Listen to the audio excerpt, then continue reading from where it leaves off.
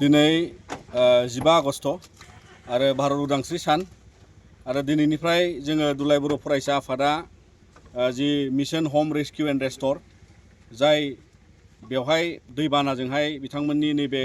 माजगाव गामि आरो बे गामिया नाजिरा सार्केलनि सिङाव गोग्लैयो आरो बेहाय जोङो गामियाव दा जोङो न'खर न'खर जोंनि बावहाय 10टा बा 10टा ग्रुप दङ। बे ग्रुपाव जोंहा 10 सा जोंनि भलन्टियार्सफ्रा लिड लानानै मोनफ्रोमबो न'खर न'खर हाबगोन आरो बिथांमोननि जि अबस्थाखौ नुबाय जे बावहाय हाब्रु फबना दं, फारसेथिंजाय गोबांनि न'आ गब्र'नानै दं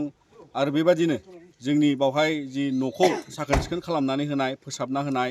जोङो दिनैनिफ्राय दुलाय बर' फरायसा आफादा बे हाबाफारिखौ सप्ता खनसेनि मोनसे समाय लानानै लोगोसेयै जोङो मोनसे टारगेट लादों जे गासै जोङो माने 200 न'खरखौ फोसाबनानै होनायनि मोनसे थिरांथायाव जोङो बावहाय दा गासै जोङो खामानि मावनो बाग्लायनाय जोंनि हान्जाया गासै भलन्टियार्सफ्रा जोंहा 100 भलन्टियार्स जोङो दङ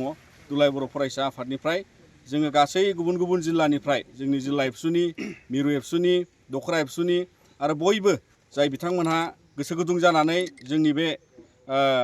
न'खर बोखांनानै न'खरखौ फोसाबनायाव न'नि बाला खोबना थानाय दंफां दालाइ बायदि आदि माने ओरैबायदि मोनसे माने दुखुनांथाव थासारियाव बिथांमोना दङ आरो बेखौ लानानै जोङो जेसे हायो एसे दुलाय बर' फरायसा आफादनि बे मावसोम हान्जाया जोङो दिनैनिफ्राय बे हाबाफारिखौ जागायगोन आरो नोंथांमोना नुनो मोनगोन जे माने दा केमेराखौ फिदिंबा बेवहाय जिबादि जोंनि उनथिंजाय न'खर मोनसे आरो अपोजिटआव जों बेहाय मथथे बे माजगाव गामियाव बेबादि मोनसे दुखुनांथाव थासारियाव दङ आरो जेसे हायो एसे जोङो दिनैनिफ्राय बे खामानिखौनो जागायलांनो होननानै सानबाय।